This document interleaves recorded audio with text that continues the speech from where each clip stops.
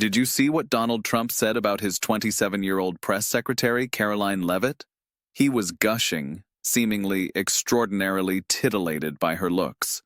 You'd think that by now, age 79 after all, after 2 impeachments, multiple indictments, and even liability for sexual assault, Trump would have figured out how to verbally keep it in his pants. But here we are. The former president of the United States went on national TV, Newsmax, but still technically national TV, and got weird again. This time, about his 27-year-old press secretary. Listen to this. To answer this, I didn't realize she'd be in the room, but she's on my list. Karoline Leavitt. She's become a star. It's that face, it's that brain, it's those lips, the way they move like she's a machine gun. Is she in the room? She's in the room. She's a star, and she's great. She's a great person, actually, but she's, I don't think anybody has ever had a better press secretary than Karoline. She's been amazing. Mr. President. Totally normal way to talk about one of your employees, right? These are the same people saying workers don't really need protection. And this is how Donald Trump is talking about his press secretary, who is 52 years younger than him. This isn't just cringe. We're sort of laughing because it's so cartoonish, but this is Power Dynamics 101.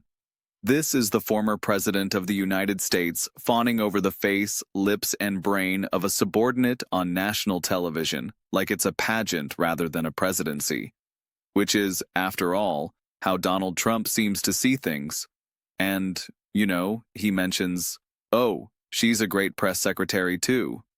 Sure, but maybe keep the assessment to job performance, not the way her lips move like a machine gun, whatever that even means. What I think is really going on here is that this answer, it's 15 seconds of Trump talking, encapsulates a lot of important primary characteristics of Trump.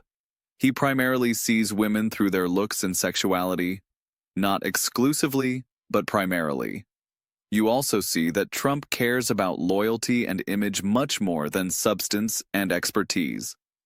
He weaponizes charisma and youth through Karoline Leavitt, the youngest press secretary in American history. And instead of respecting the milestone, he turns her into a spectacle. She becomes an accessory in the cult of Donald Trump.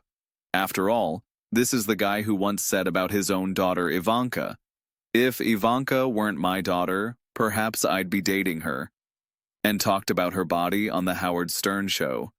So this is not a one-off. This is a pattern. And the pattern is that women close to Trump don't stay out of the spotlight. They become part of the show. This is a guy who partied with Jeffrey Epstein, a man accused by more than 24 women of various forms of sexual misconduct. Trump's name, as we know, appears frequently in Epstein's files.